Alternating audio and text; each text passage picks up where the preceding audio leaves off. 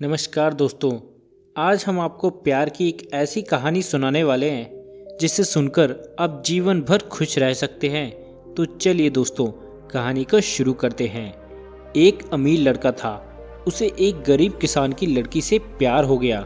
लड़की सुंदर होने के साथ साथ काफ़ी समझदार थी।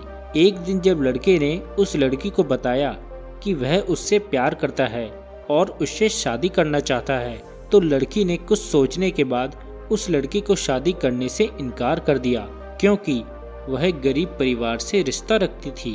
लेकिन कुछ समय बाद जब ये बात लड़की को पता चली, तो उसने लड़की के माता पिता से बात की और उस लड़की को समझाया। काफ़ी समझाने के बाद वह लड़की मान गई और दोनों की शादी हो गई। शादी के बाद लड़का उसे बहुत प्यार करता था। दोनों का दाम्पत्य जीवन काफ़ी अच्छा चल रहा था। लेकिन कुछ महीनों बाद लड़की को चर्म रोग हो गया, जिसके कारण उसकी खूबसूरती ढलने लगी। अब लड़की को यह डर भी सताने लगा कि उसकी खूबसूरती ढलने के कारण कहीं उसका पति उसे छोड़ न दे। लड़की को उस चर्म रोग को ठीक करने का हर संभव प्रयास कर रही थी। समय बीत रहा था और लड़की की खूबसूरती धीरे धीरे ढल रही थी। एक दिन वह लड़का एक काम से दूसरे शहर गया। लड़का जब वापस आ रहा था तो उसका रास्ते में एक कार के साथ एक्सीडेंट हो गया। उस दुर्घटना के दौरान लड़के की आंखों की रोशनी चली गई। इस दुर्घटना के कुछ समय के बाद उनका जीवन फिर से सामान्य और सुखी बीतने लगा।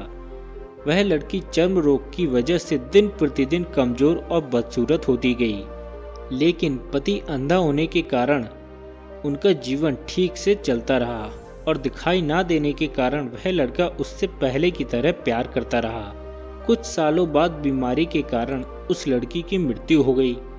पत्नी की मृत्यु के बाद वह लड़का अंदर से दुखी हो गया और वह शहर छोड़कर जाने लगा। तभी उसके पड़ोसी ने उसे कहा, अब तो आप अपनी पत्नी के बिना अकेले पड़ जाएंगे। वह आपका काफ़ी ख्याल रखती थी। अब आपका जीवन अंधकार में कैसे व्यतीत होगा। तब उस लड़के ने अपने पड़ोसी की ओर देखा और गहरी सांस लेते हुए कहा, मैं कभी अंधा था ही नहीं, लेकिन यह सोचकर अंधे होने का नाटक करता रहा कि कहीं मेरी पत्नी को उसकी बीमारी और बदसूरती के कारण यह ना लगे कि मैं उससे प्यार नहीं करता।